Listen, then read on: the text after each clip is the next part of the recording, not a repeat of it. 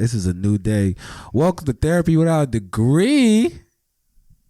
Wait, you switching it up or is this shit talkers? Wait.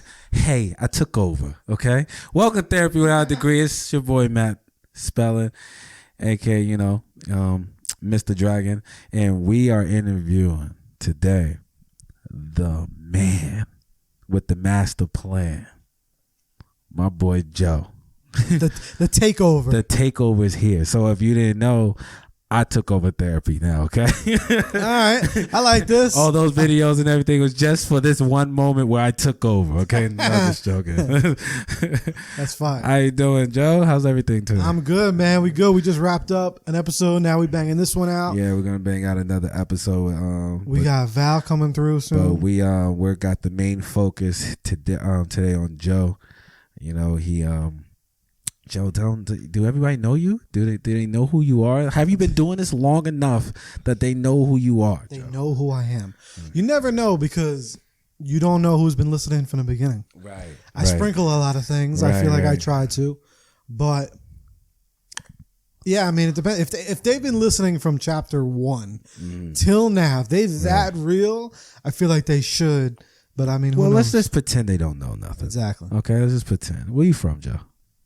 Lodi, man. All right, what's your full name, Joe, man? You want to know the whole government? Yeah, what's up, man? The middle name is Salvatore. Oh. Middle name is Salvatore. That's a beast name, yeah, man. that's the middle name of Salvatore. I do like it. So we're going by Joe Salvatore? Yeah, Joe Salvatore. I like that. Oh, man. So you from Lodi? From Lodi, New Jersey? Well, right? most of my life. I've lived everywhere. Okay. I've lived a lot of places. Okay. But okay. Lodi was but a little less than half my life, Lodi. The rest was just all. Okay. Bunch of shit. All right. So where would you say you grew up most? Here? Or? Yeah.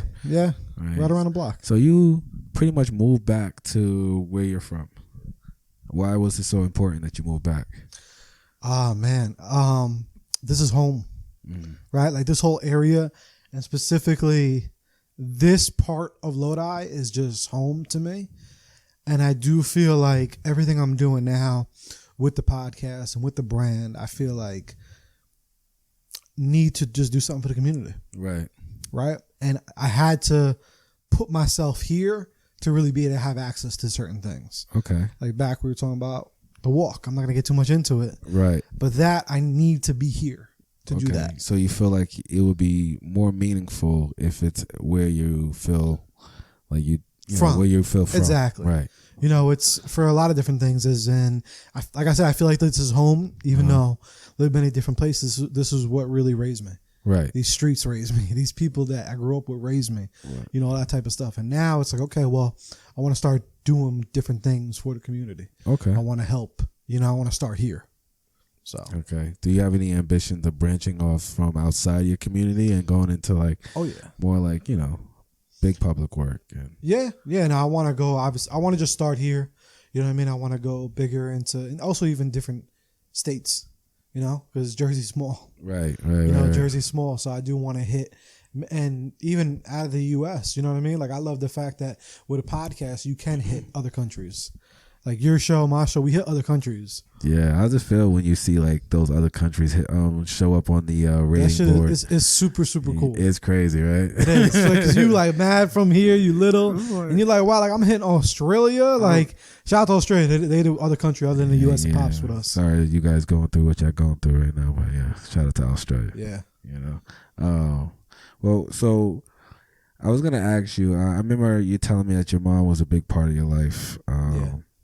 Would you say, besides your mom, who was your favorite relative? I always say that we have one. That's pretty good. Yeah, one other one besides my mom was my grandma. Your grandma? Yeah, my grandma. Your grandma boy? Yeah. Yeah, that's me too. Yeah. That's girl. She was in my life pretty much up until 2009. Right. She just passed away, but she had Alzheimer's for 10 years. Very bad, like to where she was like a vegetable. To where she wasn't. Right. She mentally she was gone. Yeah, I seen it. But yeah, I was raised by 2 women. Nice. I was raised by my mom, and I was raised just as much by my grandmother. That's awesome. She was awesome. With what was some of the morals something big that your mom taught you that you from today you still think about? that I still think about. So we always got those lessons that we hold on to from like the one person that we cared a lot about. Like, well, so what was like that big lesson that your mom taught you that you were just like you just till the day you still see it or remember the time they told you it? She was always just very real, and she always had that and everything she did, every lesson she taught me, it was always just about just real and being very authentic. Like she was not she would not hold back, and whatever she had to say, but at the same time she would always show a lot of love. Right.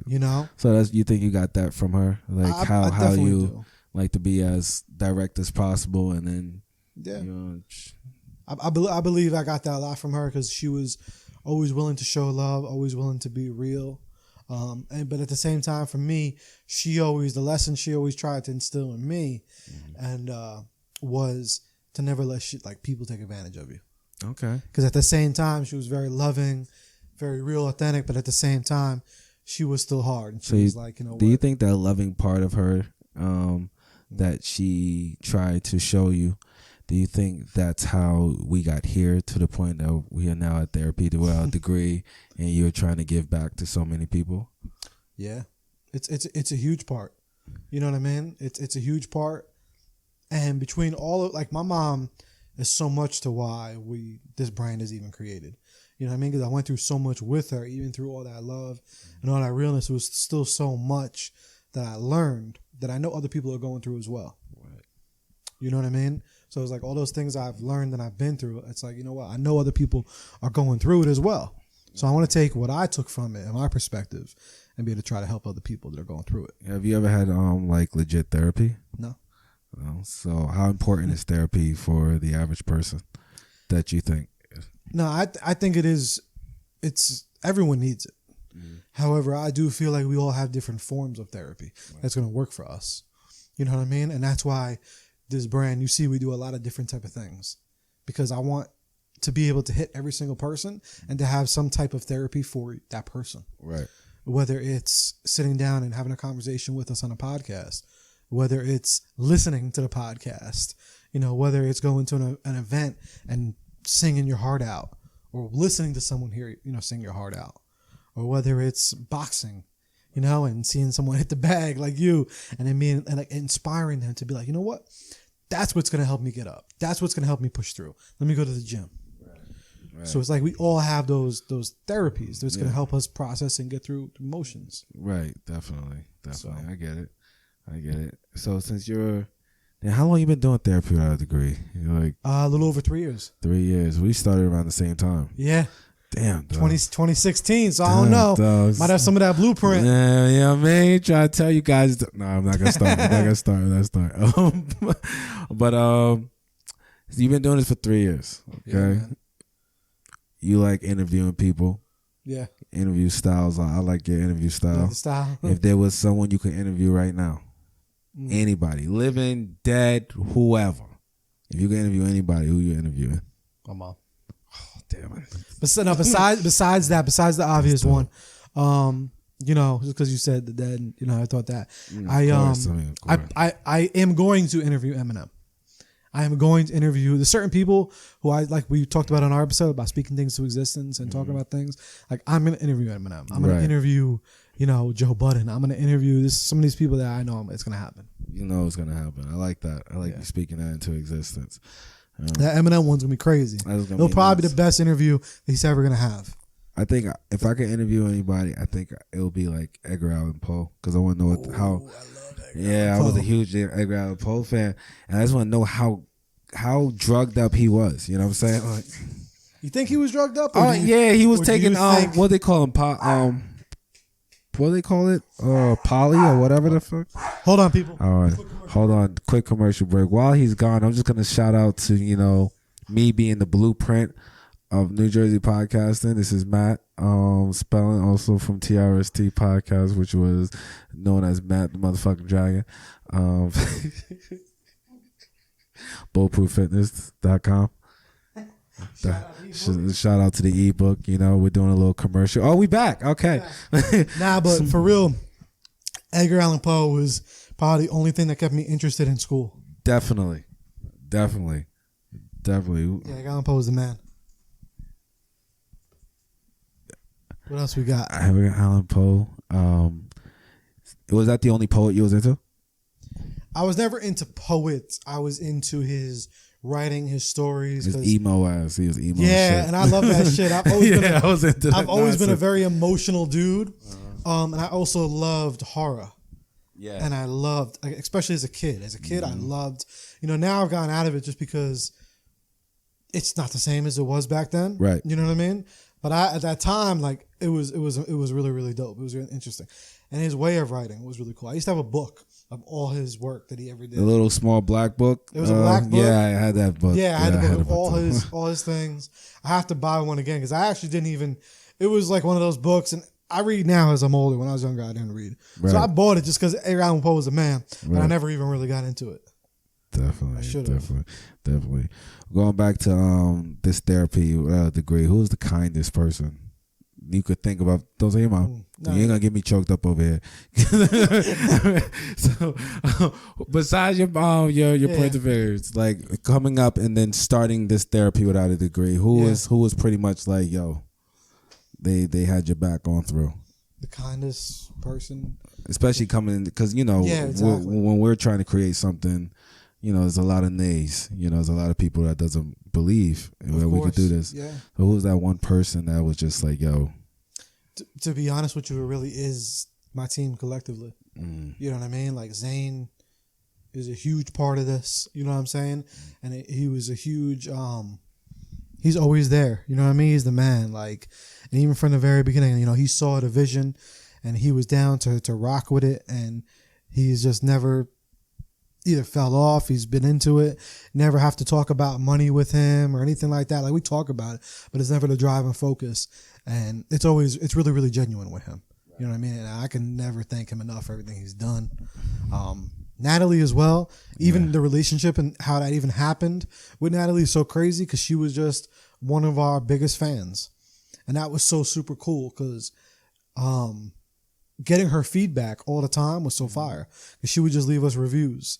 Like she would just, I would get comments and reviews. See, people? Yeah, like. Come on now. No, but she would DM me like after listening to an episode and give me her real feedback. And I love that. You know what I mean? Because it's like, at the end of the day, this is I work a lot towards this shit. You know what I mean? So it's like, to have that validation, is really cool. People, a lot of times they talk about it now. Oh, everyone's seeking validation and whatnot. Like, if you're putting your work and your time into it, of course you're going to want some validation. Right, definitely. You know what I mean? So for her to do that was super, super cool because she wasn't just for saying, fire episode. And what was I listened to it, but didn't really listen to it. Like, she was really listening to it. She was really rocking with it. Right. I thought that was super cool. And everything Nat does too, she puts her heart into it. All. Shout out to Nat, man, for being that fan. Yeah, Dave. no, I mean the fan that got put in. Yeah, she was so super real, and she's extremely mature for her age.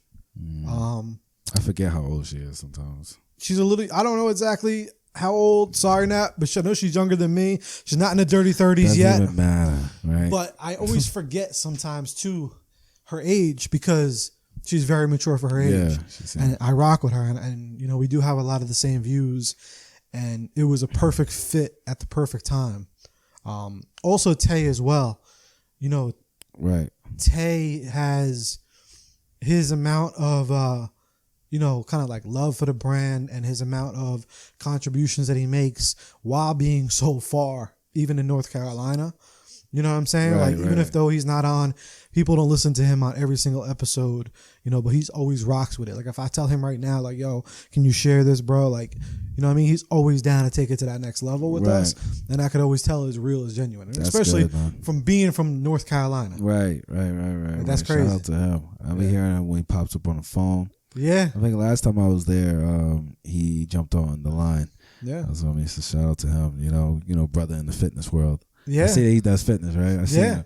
And how even we found him was so real and so genuine. He was just a random follower, and he was just like, yo, can I be on your show? Yo, you know what? The moral of this story is, if you want to be part of the show, you need to be hitting up in the DMs. You know what I'm saying? That's funny. Slide in the DMs. Slide in. This border show is that mine or yours? I switched them. This is mine. Okay. The moral of the show is if you want something, you need to get up in them DMs. Yes. Right? the DM sliding is not dead yet. You ever slid into I know because with us we got to do interviews, right? Of course. And you slide into someone's DM trying to get them on, right? Yeah. Who has you ever got the bad no? Like just one of those no's, you're like, oh man, fuck you, right? Like you ever got one of those no's? I'm gonna be honest with you. It's kind of always been the opposite with me. Mm-hmm. Like they hit me up usually for it, and I feel awkward telling them no. Right. And so that's the flip of it. That's what's up. Sometimes I feel awkward telling them no because for the most part I do like having, and I really don't say no too often. If I say no, it's because you just don't match. Like I recently had someone on here that bullied me all my life in middle school. You know what I mean? Like, and I said yeah to him, and thank God I did because we connected and we had a powerful conversation. He's a cool ass dude. We both grown from it, learned from it, and we plan to inspire others from it. So, but that just shows you, like, you know what I mean? Like, if I say no, it's for a simple reason. So I always say no a lot. I mean, I say yeah a lot, but I just say no just for the people that DM you and being like, yo, so when you gonna get me on your show? Or what day? Like, who are you? Yeah, I'm like, bro, I don't even know you. Like, right. I do that too. Like, I remember getting those hit ups just like, I'm going to be coming out there, so I want to be on. Like, I'm sorry, do I know you from... Yeah, it's just the ones that become coming from left field. Yeah. So those are the only times I will say no, or I say, all right, well, it's X amount more than what we normally charge to people on interviews. Matt's already beyond that point. So once you that real, you don't get charged for an interview. You don't get charged when you're the blueprint of New Jersey, but whatever. You know what I'm saying? I'm charging people to show up. Yeah, I mean that's how you have to do it, man. If you want to stay in the business. Definitely. Tell us a little bit about your high school, like how it was for you in school. Like when you was growing up, what was it like? Like were you into like sports or were you into like words? Like what were you into? I was kind of similar to you. I was always the quiet kid. Believe it or not, I had a good amount of friends, probably more than what the average kid had. But the only thing is we grew up kind of like if I look back, I could say that I grew up with like a foster family because I lived in an apartment complex and we had a bunch of kids in the complex and we were all like family, like dead ass. Like we woke up every day with each other. We went to bed, we would wake up, come outside, we all hang out, and at the end of the night, we all go home and go to sleep at the same time. All in different apartments, obviously, but we were all different ages. Right. I get what so you're saying. Going to school, 9 times out of 10, for some reason, I would never be with them. Like some of them were either younger to where they were already 2 grades below. So, you see them in passing. Some of them were older. And then as we got older, the older ones started dropping out of school. So in school, I was always with people that I didn't rock with every day after school. So I'm the type of dude, as I still am today, if I don't rock with you, I'm not just going to be that phony, fake guy. Right. And I'm not what you're saying. And I'm not good in big crowds. I like smaller, intimate things. Mm-hmm. So school's like mad people, lots of people, you know what I mean? So unless I connect with you real quick in class or something like that, then I'd slowly build with you. Right. But if not, I'm just the quiet kid doing my thing. Exactly. And I'm going to be with my friends later after school. So being quiet kind of in elementary school got me to be starting to be bullied a lot. So 5th grade, 6th, 7th, and 8th, I was bullied a lot. Okay. Like bullied a lot by a lot of kids in my grade. That's really it. Not many older I was cool with. It was weird. I was either really cool with you, rocking with you, or I was getting like soccer balls and volleyballs thrown at my face in gym the whole day. Yeah. Jesus. It was one of those. Like, well, I know you had a podcast about bullying already, but how did it shape you as a human being going into your high school years? Like what was the energy like going into high school? It's really weird because I kind of always, I put a lot of it in the back burner. Mm-hmm. It didn't really, I kind of had a lot of anger like you, but so it would build, how, like you said, and it would layer. And then the most littlest things, I would freak the fuck out and just blow up. Mm-hmm. So that's kind of what happened to me, that I would just kind of bump it because I always was having a lot of things in my personal home that were getting to me. So those were just like, they're just kids. And I matured quick. So I'm in 6th, 7th grade getting bullied, getting fucking fucked with. But at the same time, I was like, these are kids. Right. But I was a kid. Right. You know, but I was always like I was always looking at them like, you know, I tried to not take it personal. I did and I didn't, but it was also always a constant battle of, you know, well, I'm dealing with this, but then I still have to go home to a mom that's on drugs.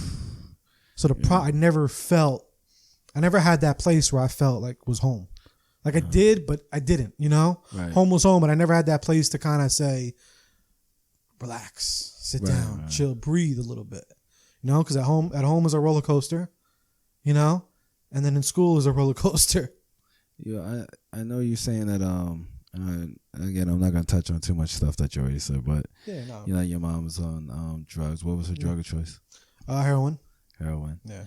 Now, as a heroin, because, you know, I came from the hood too, yeah. so we seen them. Was there something that your mom used to do on heroin? I know every heroin person someone on heroin, they always got a story or that one story that they always remember when this person was on when they was on heroin. What was that?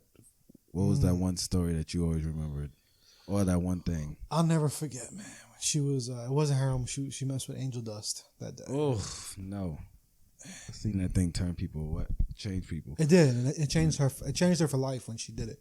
But it didn't. Thank God, not many people saw it, but I saw it. Right. I remember one day she was talking to a fucking outlet, and she was cursing an outlet out, and like talking to the fucking outlet. And I'll never forget. You know what I mean? This was when I was like 10, maybe 9, 11. Yeah. You know what I mean? Because she started when I was 8. Because she was good. She was never even into it. You know, and then 3 of her brothers passed away, and she wanted to see why they couldn't stop. So she started doing it. Right. She was never into that shit, ever. Well, you would never think. And then she just was depressed, and after losing 3 brothers in 3 years, they all fucking died from it. And she was like, oh, well, I want to see why y'all can't stop. What's so amazing about this? And then it got to a point where it was just like, all right, well, I don't want to be here on Earth. You know? Yeah, the high is too great. No, not even too. It was just she wanted to feel numb. I get it. She didn't want to deal with the pain and that's a struggle a lot of people have. You know, with trying to be clean and trying to be sober, they don't want to deal with shit. Mm-hmm. We live in a world where people are always drinking their sorrows away, smoking their sorrows away, fucking their sorrows away, something, right? Yeah.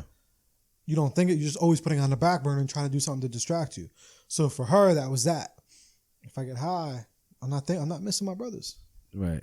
So do you believe that genetically we inherit like the ability to get a vice, you know what I'm saying? Or addictions addictions and stuff like that because our parents went through them?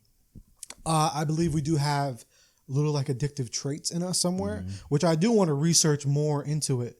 I feel like you can have maybe addictive personality. Yeah, I feel like I get like an addictive personality personally. You know, once I get consumed by one thing, I dive in. I go down a rabbit hole and try to figure it out. And I'm the same way. So what did you like put it towards? Like my problem has always been sugar, man. Sugar is what I like. It's more of a craving, and I just have not found any way to curb it. Like it's just. I'm about to teach you some shit as soon as we get out of here. That's what I'm saying. When we talk more, that's really my thing of, I mean, I do have always an addictive personality within, I'll just buy this coffee every day. Maybe I'm not really talking about this coffee. I'm just, talking shit. Maybe I'll buy this coffee every day and I'll buy it every day. Maybe I don't even really want it, but I buy it. But you buy it because you get into a habit. Exactly. So I do gain those things. And I don't like change. So it's a very fine line between not liking change and because I'm not liking the change, so I'm developing the habit. Right, I get what you're saying. So it's a weird thing. And especially as a kid, I don't know why. As a kid, I really didn't like change at all. Really didn't like it. Like anything would happen, mom would move the furniture, I would flip the fuck out. Right. I don't know why. But now I'm changes all through my life, so I'm kind of good. I've kind of adapted through it. I still don't like it. It's still annoying. You know what I mean? I still don't like it. Like, definitely. Like you can move this over there, and I'm still be like, no, it's meant to be there, man. So, but now I do feel like we all do have a a little, not all of us, but some people have that addictive little piece or whatever, and some don't. I mean, that is something I still need to research more. So I don't know. That's that word. You know, that isn't set in stone yet in my brain. Yeah. I still got to look into it more, do my research. But for the most part, when she was, that was, you know, the whole angel dust thing and talking to the plug. That was the first time that she did something like that, other than just being the regular high lazy shit. And then that whole hallucinating thing did keep on into the rest of her life. But it was like she didn't talk about it. She didn't like. Right. It was only I would really notice it. You know, random. She would let it out, and she would just have these weird fucking things like thinking people are, you know, there and they're not there, shit like that. But what I always did love, for the most part, she was still together and she was still there. Right. She was still a really good mom. Right. Even though all that shit, she still showed great amounts of love. She still taught many different good lessons. She was still a good person. Right. You know, so she just had this thing. She just had that. You know what I mean? It was an issue, and that's why I always kind of like, between that and me always being overweight, a big strong focus in my life and what I try to teach people and what I try to, you know, basically showcase or stand for is not judge a book by its cover. You know, which we talked about on a recent episode, but that always stands so true to me, because she was, a lot of times, you know, people would see her when she was fucked up and when she was strung out and when she was that person that you would just be like, oh, look at that fucking crackhead or whatever. At the same time, she was still a fucking amazing person. Right. You know what I'm saying? Right. So it's like, I always used to hate when people judge or make jokes or whatever, because at the end of the day, you're not with her 24/7. Right. So you don't know. You just see her when she's in this kick. She's going through this thing. Or even me, like back when I was that quiet kid. Oh yeah, there's that fucking quiet fat kid, but I'm more than that. Right. Don't judge a book by its cover. Like, just because if a girl's judging me for my weight as a kid, I'd get pissed, because it's like, you don't know my heart. Like, you don't know who I am. You don't know what I could feed you. You know, like a girl judging you for your weight could kiss your whole ass. You feel me? No, now I know that, of course. Okay. But I'm talking about as a kid, because you asked, you know, high school and shit like that. So that's what I'm thinking. Like, yo, like I know, and it's crazy, because that's when you really start developing a lot of like depression, because you at the end, like, you like, yo, I'm a kid, I'm dope, I'm good, I know who I am. But then you got these other kids talking shit, calling you names, calling you this, calling you that. That's because kids are insecure. Exactly. You don't know that until you become an adult. But when it's happening as a child, it's very hard to like understand what's really going on, because you're also a child and you have that child brain. Of course. And kids are just very insecure, and they're probably dealing with some shit, and they're trying to lash out on you because they're dealing with some shit at home too. Exactly. Which we talked about when I had Jose on here. It's like, but as a kid, you don't see that, and then as a kid too, you ain't trying to hear that. No, you're not trying to hear that. You know what I'm saying? But it's just that, you know, at least those two things is where I really developed that, you know, understanding of don't judge a book by its cover. Right. Because it's like, you know, a lot of times people, especially people will see other people with depression, or people will see other people that say they think they're not good enough and all this. At one point they did. Right. But the problem is the world treated them like they weren't. Right. You know what I mean? Like, a lot of these kids that were bullied, they thought they were dope. They thought they were cool. They thought they were, you know, they had big dreams. They had all that. But we as people, you know, brought them down. So then they feel not good enough. And that's when that depression hits. Right. You know what I mean? So that's at least what happened with me, you know? So it's a process. How deep was the depression? It was bad? Oh, yeah. I mean, I've had it most of my life. It's gotten better. But yeah, no, it's definitely had. That's a big reason why therapy without a degree is even here. Right. Because through all just regular real life shit, obviously I battled a lot of depression, and at least with me, I have a really good poker face. Yeah. So people wouldn't know. You know, Tom. Yeah. Definitely. You know what I mean? I get you. They won't know. So you could be fucking just really want to fucking drive off a cliff, and they'll never know. You know what I mean? Especially when you're really good at going through shit. Mm-hmm. You know what I mean? Like, some people, they go through one or two things and they're crying and they're moaning and whatever. But then some people will go through so many different things. You know what I mean? And it's like, you'll never even know. Yeah. So through all those things, like I said earlier, that I went through, I was like, you know what? At the same time, my depression has gotten better. There's days where it isn't, good. It's bad. So it's overall, it's therapy for me, therapy for others. I just feel like it was something that we needed. Okay.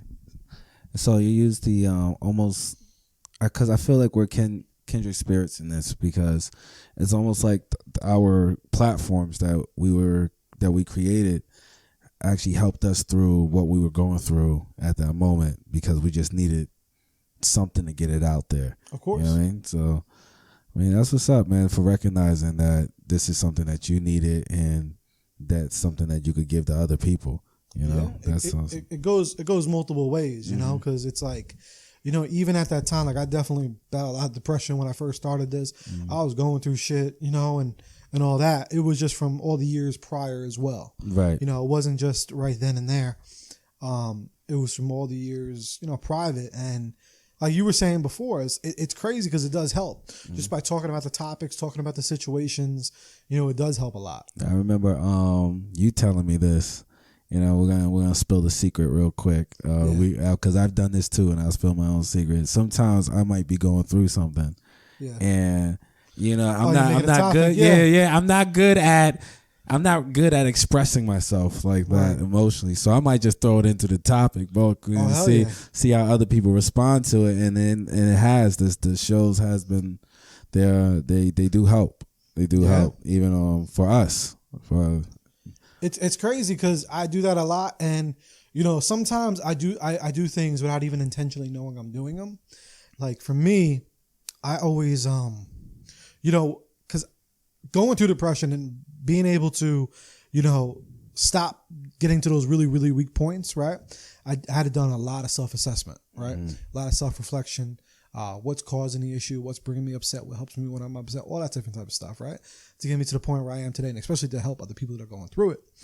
So I realized usually the two things that always brought me down the most when I was younger and when I was really going through it was that I was just lonely, and that I just didn't feel good enough. So the lonely too is just sometimes I just needed someone to talk to.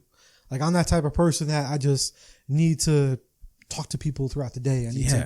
I just need that. For some reason, even as a kid, I hated being an only child.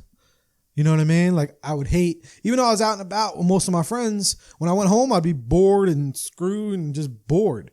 You know what I mean? So with this, creating the podcast, I kind of forced myself out of that.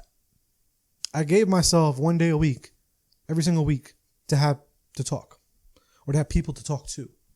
Yeah. Like I'm talking to either the listeners, I'm talking to my guests, I'm talking to my co-hosts. You know what I'm saying? So it's like I created through the pain, but I created for other people, but then I still created for myself. Yeah, man. Kindred spirits. Yeah, I understand. You know what I mean? So it's like, definitely. I forced myself. And also, like I do the events and I do a music therapy night because, at the end of the day, a lot of times I just want to go and listen to some dope music. So I created my own shit. I created what I was lacking in life. I stopped waiting, like they say that meme, you stop waiting for that boat, and I started building it. Right. You know what I mean? And that was to that point. It was so many years I'd go through depression just because I'm sitting there waiting. I'm sitting there waiting for the love. I'm sitting there waiting for the girl to show me the love. I'm sitting there waiting for the friends to call me, to invite me out, or I'm sitting there waiting for someone to go to a concert with. Now, like, I'm just starting to either create that shit myself or just do it myself. Exactly. Like the other day of my birthday, I went to go see Uncut Gems. I went by myself. Back in the day, I would have just waited until I had a girl to bring or something to see. And now I'm like, you know what, man, we old out here. Like, you just gotta just start doing things for yourself. Yeah, you just gotta go out and get out. So it's all a process. Like we was talking before, constant. Whatever's in motion stays in motion. So exactly. if you're throwing that energy out, and as long as you keep that going, that same motion going, that you're gonna keep getting that same energy back. Word. So, I'm happy for you that you're doing all this. So what was the time that you had to be your strongest? Like, when you had to really all that, everything that you ever went through in life, this is the moment I have to lock in. I want to bring it back to my mom, but the first thing when you think was when she passed away. Between that and Yeah, I mean, I'm weird, man. I always try to stay ready for certain things. Mm-hmm. You know what I mean? Especially, like, I don't know when I started doing that, but at one point I started, and some say it's a bad thing, some say it's a good thing, but I always plan for the worst. Right. So for when the worst happens, I'm ready for it. Okay. In the most weirdest ways. Some people say it's detrimental, but I feel like it helps. It does. You know what I mean? Like, I always try to already think about the worst first. So I always, in my mind, you know, especially with my mom, like, I knew she was going to pass. I knew she was going to pass because the rate she was going. Right. You know what I mean? I had a lot of, you know, now I wish I would have had a little bit more when I was younger about the whole, we were talking about on our episode, where your focus goes, your energy flows. Yeah. Because now I do that a lot. Now as I've gotten older, I've mastered, I feel like, that point of where your focus goes, your energy flows, but at the same time being ready for plan B. Right. Versus when I was younger, I'd only be worried about plan B. Oh, you was only a kid. You didn't know anything else. Or even a young adult. Right. It's only plan B. I didn't even see that where your focus goes, your energy flows. Right. That if you focus on the good will happen. So I always just had in my mind, like, yo, my mom's gonna pass. She's on drugs. She's fucking up. She's this, that. She could die. She could overdose and pass away. So when she overdosed and passed away, it was really, really hard. Right. It was. But it wasn't as hard as you would think, in a weird way. Mm-hmm. Because it was already, plan B was here. So you already knew it was coming. Not plan coming. B, but like. You already knew it was coming. Or it could be a possibility. Yeah, so you already dealt with it in my your brain. head. Right. And I do that with everything. But now, as I'm getting older, I do the good too. Mm-hmm. You know, that's the cross.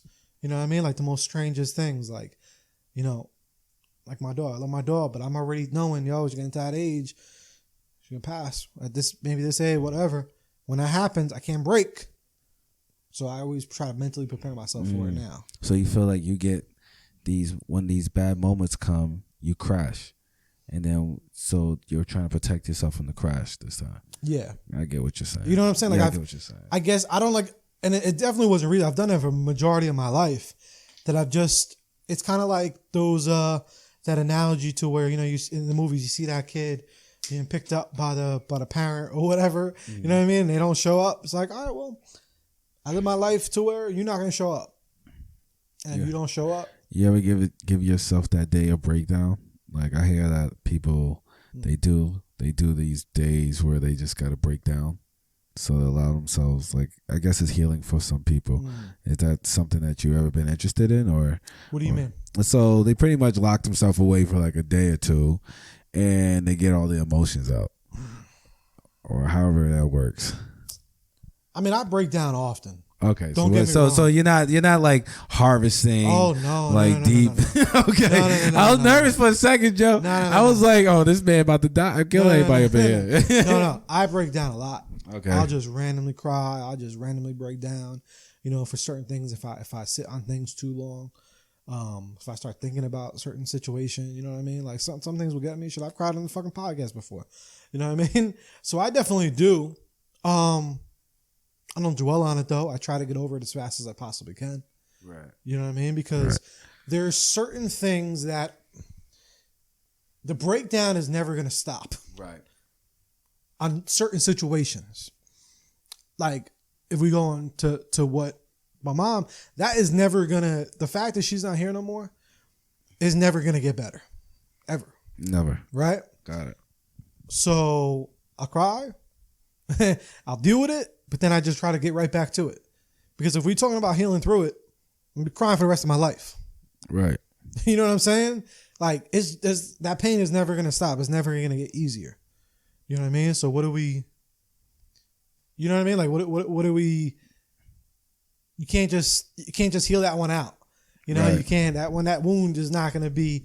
It can't be patched up. It can't be sewn back. That wound's always there. You're always going to miss your mother. That's exactly. what it is. There's certain things, like it's every, situations in life. And most of the things from me, at least, if it's not, the things that only really bother me deep down inside are the only things that sometimes are really just unhealable. At least I would think, my mom, or the things that are seeming unhealable because they're taking a long time to happen. Right. You know what I'm saying? Because I just get, like, as humans, we all do, you just get exhausted with certain things, you know? Right. But what I've noticed, what helps me through that is focusing on the small wins. You know what I mean? Yeah, okay. The small wins is really what does it for me. So like for the podcast, you know, I may have that end goal, or maybe I don't. But at the end of the day, for me, the small wins really matter. Like the super, super small wins. So like, you know, oh, well, okay, we just started the podcast. Let's say episode 1, you know, episode 5, I'm going to give myself a small goal, real super, super small. I'm not going to make my goal so super, super big. It's going to be small. I take that small win and I'm good for it, you know, versus maybe me just saying, yo, by episode 200, I'm going to have 200,000 views. And then I'm just riding the journey going for that 200. And then in between, I could break down. You know what I mean? Because I'm so far, I'm so exhausted from that journey to get into that huge goal. You know what I'm saying? Right. So it's those type of things, you know, that would. But now I try to break everything down as small as I can. I try to dissect things. Right. Everything. But once you get to those small goals lead to big goals. Exactly. I mean, by the time you get to the end, you realize you reached the big goal, but through smaller steps. Small steps always equal great distances. Right, definitely. That's cool, man. That's cool. I was gonna ask you about like a time in your life where you just felt like defeated. Like defeated, yeah. And then what was it like trying to climb back? Trying to climb back with that. You know, getting to know Joe today, baby. Yeah. Nah, it's good. I like it. I mean, I go through that feeling a lot in a weird way. But sometimes you put yourself in your own, like we were talking about earlier on your shit, like you defeat yourself. Right. You know what I'm saying? Like you're not defeated, but you defeat yourself. Mm-hmm. You know, maybe, and things also really affect me weird. Like I would say I was really defeated when I was homeless. I was homeless a little while ago. Oh yeah? I was homeless a year ago. Oh yeah? And people knew, y'all knew. It was right before I went to Bravery. I was actually when I just started at Bravery, I was homeless. I remember. You know? I remember you telling me something like that, like, and I dead ass was. So I mean, but it was weird because even that didn't really break me, which is kind of bad because I've gotten really, really good at like walking through the fire. Right. If that makes any sense. No, it makes perfect sense to me. I've gotten really good at it. Mm. So it defeated me, yeah. But unfortunately, I didn't feel it. I got out of it, and I did because I obviously know, like, oh, you can't be fucking homeless. Right. You know what I'm saying? Like, you just can't. You know what I mean? Like, so I got through the motions of it, but I'm such a weird human that I just go through the fire easily. So, you know, for certain things. So I was homeless too, but I was more like just champing it out. Like, all right, well, this is what we're doing. This is what we're doing today. Yeah. You know what I mean? So it's kind of fucked up. But then looking back at it, like you said, when you fix those certain things, it does look amazing when you sit back and reflect. Yeah. You know, like even now that I have this place and everything, like I've lived after I went out, that situation wasn't too long. It was only like 2 months. And I actually I made myself homeless. Right. On purpose. Because I had to fix my problem. I got out of a relationship and I quit my full-time job. I started doing Uber. I had all these bills because I was making a lot of money. I was making like 60, 70 grand a year. But then my money went down and I still had all the expenses. Right. So I got myself really caught up. And I could not catch up. Right. Because the bills are still coming in. Yeah. You know what I mean? Anyone knows that, like when you have a really bad time, you know, bills are still coming in. And the bills weren't light bills, you know, there are 2 car payments of $1,000 a month. Jeez. You know, with rent and with this and with that. So going through life, I got to that point where I just could not keep up. I was paying, I was working my ass off, but it still wasn't getting me anywhere unless I'd get a fucking loan of $5,000, $10,000. Not even a lot. Yeah. But, you know, just like, so I was like, eventually got to that point where I was like, you know what? the end goal is just not happening fast. It's just not happening faster. You know what I mean? I'm not cleaning up my mess fast. This is taking too long. How am I going to fix it? And I had to make myself homeless. I had that money because it was to the point where I was working my ass. I was working 6-7 days a week while doing a podcast, while creating a brand, while doing everything I'm doing. And I still just couldn't keep up because of life. So I said, you know what? I'm going to make myself homeless. And it's crazy because not many people would do it. But I told myself, I was like, you know what? What else am I going to do? You know what I mean? Like, I can't, you have to be realistic in certain things. You know what I mean? You have to be realistic and say, I'm working my ass off. I can't work more. I can't get another job because I'm already working the max. So what can I do? So I had to do what I had to do. Yeah. So I did it. And I slept in my car. I did what I had to do. I lived out of Airbnbs and all that type of stuff for a little while. And it was really rocky, but it was meant, it was a lesson to never, ever put myself ever in that situation, ever in my life. Again, you know what I'm saying? Like, to never put myself in that situation, to whereas even though it was a snowball effect and it was honestly really just regular real life stuff. Right. It was just regular real life bills and things that just got caught up on. It's not like I just said, all right, fuck this and just betting $1 million. It's not like I did anything like that. It was just regular real life stuff. And, I just think it was a lesson, because now it's like life is going to be taken to a whole new level, for what I have planned, what I have to do. So it's like, you know what, that needed to happen so I could either maybe appreciate things a little bit more, or that I could just work harder for it, or two, that I could relate with other people who are going through that same thing, whatever. You know what I mean? There's all different scenarios, but that was probably the one thing that would you would say, you look back and it's like, damn, it broke me for a little bit, but I came out of it. Right. That's what's up, man. Happy for you, man. Thank you. So when it comes down to this show, like, what is the legacy that you're trying to leave? Know what? Not even the show. When it comes down to Joe, okay? If Joe had to leave this planet in a week, what do you want people to remember? I want people to remember, it's not even really about me. What I would just want more people to do, how I've always lived my life is, I always like to treat others how I would like to be treated. And I do it. And it's funny though, because Nat has a twist on it and she says, treat others how they would like to be treated, which makes a lot of sense, but I've done it all my life because kind of the same thing like what you said, like there was a lot of things in my life that I felt like there was certain voids, like, so I would just treat people how I would want to be treated. Like, I don't know. It was one of those life lessons that you get as a kid, or you get someone's told it to you. You're right. We've all heard it. Yeah, I heard it. Right? Yeah. You've heard, like, we all heard it, but I've done it. Right. That's just who I am. It's not even like I was like, I heard it and I'm like, oh, okay, well, I'm going to do that. That's just me. Like, I feel like, why not? Like, why wouldn't you? Mm-hmm. It just, to me, it makes so much perfect sense. I'm going to treat others how I would want to be treated.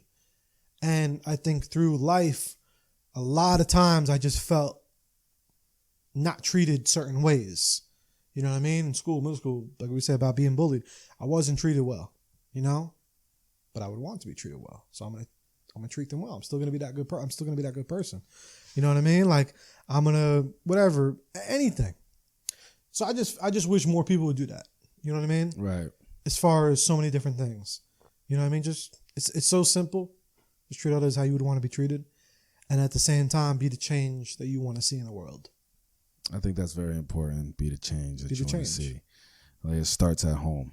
Exactly. It starts within you first, and then from there you could expel it out to the world. Exactly. And it's that piece too is not easy. And that's also where I'm trying to take 2020 to complete that, because I can say it, but I have to really, really, in multiple avenues. You know what I'm saying? Like, I feel like I am that father figure that I want to see the change in the world. Like, I want other fathers to be there as much as I am there, for Jaylene and stuff like that. But I has to be whole rounded. You know what I'm saying? It can't be lacking. Right. So that's why I'm really trying to fix my health. you know, and be that change. That's where I feel like is my missing piece, you know? Yeah. So it's like once I get that, I'll be really confident with it. Right. But, you know, Rome wasn't built in a day, you know, so everything is a process. It's a marathon. It's a marathon, you know what I mean? So it's just be that change that you want to see in the world and treat others how they would want to, you know, you would want to be treated, how they would want to be treated, whatever. Like, it's simple shit, man. So that's just how I would want to, like, when I call my friends and I speak to them or I invite them places or this and that, it's just treating them how I would want to be treated. I would want to be invited there. So guess what? I'm going to invite, you know, like, it's just how I do all those little things. You know what I mean? I'm going to give this girl roses. I would maybe want something nice to me. That would be nice. No, I mean, you know, I don't want roses, but you get my point. I gave you roses. Now that I gave you roses, that'd be nice if you give me something back. Maybe you want to give me $1 and pay for half those roses. It sounds crazy because it's not even like, because I don't want people to get it twisted to where I'm saying doing things with expectations. That's what I was joking with. Yeah, no, but it's just treat others how you would want to be treated, man. It even goes to like race shit. Like, you know what I mean? Like, why are you going to be fucking a racist dirtbag to this person? Would you like it if someone did that to you? It goes back to my before about judging a book by its cover. Like, why would you judge this person because they're fucking too tall? And why would you know, would you want someone to judge you because you're too short? Like, it just goes it all just goes hand in hand. You know. Yeah, so that goes into a whole nother deeper conversation that we probably shouldn't. We're not exactly. We're not there yet, but that's really what I would want to. And also, you know, check on your strong friend, because I've always been sometimes that person with that really good poker face. Not like... Dude, you posted that before, and it made some people call me. About what? Check that post, check on your strong friend. Yeah. I had people hit me up after that. So that is a powerful message. You should be checking on your strong friend, because they're the ones that probably going through things that you have no idea about. You know? No idea. Yeah, I got that strong poker face too. Poker face is mean. Exactly. Like, you know, like I even with this podcast, has it been smooth sailing or has it been like rocky roads? Yes or no. I mean, a little rocky, but nothing crazy. I mean, you know, obviously we have to ramp things up and go into. The problem is when you enjoy something so much, right? You just do it sometimes, and you just do it. It's emotion. It comes into like a habit. But you also have to remember, at the end of the day, you can make the shit you love to do into a business. So you know what I mean? It's just more strategizing with it. I mean, little bumps in the road here and there, but really nothing wild. Different change of sceneries. You know, a lot of different change of sceneries just from life, from moving, and you know what I mean? And you know, just back to what we were saying about the homeless thing. Like, yo, that happened for a reason. If that didn't happen, man, I don't think I would have ever met you. I would have never went to Bravery. Nah, because I called you. Then did I call you? No, well, I already knew you before, but I wouldn't have really like connected with y'all. Yeah. Because it was Marv, anybody. Because honestly, the only reason I started going there is because I didn't have a place to stay. I was doing my crib before. You knew that. Yeah, I remember that. So that was my only reason, just because I needed a place. I already had the equipment. So it's like I look back at those things. I'm like, you know what? I was on the show before then, just let everybody know. That's what I'm saying. He was. Yeah. So shout out with Hitomi. I mean, that probably was one of the only things that was really, you could say, rocky, is the change of the team. Had a really good start with her, though. You know, it was a really good first year. We had a lot of fire episodes. Some of those episodes are still some of my favorite episodes. I had one of my biggest interviews with her, Imani. I believe it's chapter 41. Imani's an R&B singer. Yeah. He's like one of my favorites. He's really, really good, and he's pretty high level performer too. And threw in the DM too. Back to the DM. I DM'd him, and he said he was down, and I flew out there and shit just to interview him, because I'm like that much of a fan. Because if I'm a fan, I'm a groupie. That's usually how it goes. I'm that type of guy. You know what I mean? So I was like, you know what? If you don't check his page, he got mad Joe Budden quotes. Oh hell yeah! No. Well, with him, I relate so much. Yeah, I get you. That's what it is. You know what I mean? I relate to him on like a mental level. Right. It's scary. We go through a lot of the same shit. But, and actually, I might even want to get into that too, is a lot of those things with the Joe Budden shit is really just because what he's talking about, the messages in the music. You know what I mean? Like he had a lot of drug issues, a lot of drug battles. Right. When I hear those songs, I hear my mom. I hear the things she was going through, and I hear it's so much therapy. Like that is really, if you really listen to those songs, anyone who's a fan knows too, is like when I hear him talking, I hear the same shit that my mom was going through. Or I hear the process and the mental health that comes along with the drugs. Then when he's talking about the love, I relate to him a lot there. A lot of my relationships and love life just went through the same shit. And then also with him and his depression, I felt a lot of the same things. Like he has so many song titles. It's just like fucking mirror image of how I felt. Right. You know? And these are all older songs. These are older songs that I ended up feeling at different moments of time or even before he recorded it, whatever. So that's why I've always connected with him. Nah, that's dope. That's dope. Yeah. That's dope. Favorite. Okay, here's one. Yeah. Favorite inspirational quote. Inspirational quote. Because I know you're all about the inspirational quotes. Yeah. So favorite inspirational quotes. Right now, I can't play it. I'd rather play it because I don't know exactly by heart and I don't want to mess it up. Give me a line. Just give me a line. Your favorite line. Mess it up. Well, I love the where your focus goes, your energy flows. That's one from Eric Thomas. Ingy Johnson, he has one that I played on the podcast recently before about being better together, which, is that me? Yeah, it's you. Yeah, we still rocking. Okay.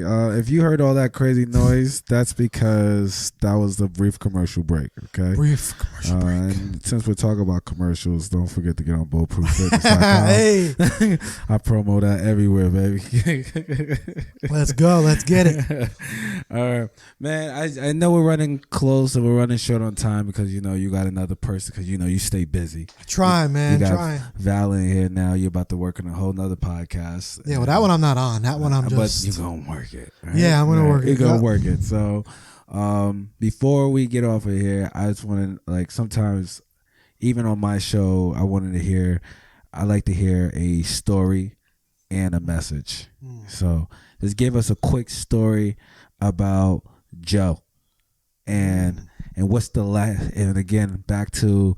If this was the planet, you're leaving the planet, will you leave? Give me one Joe quote.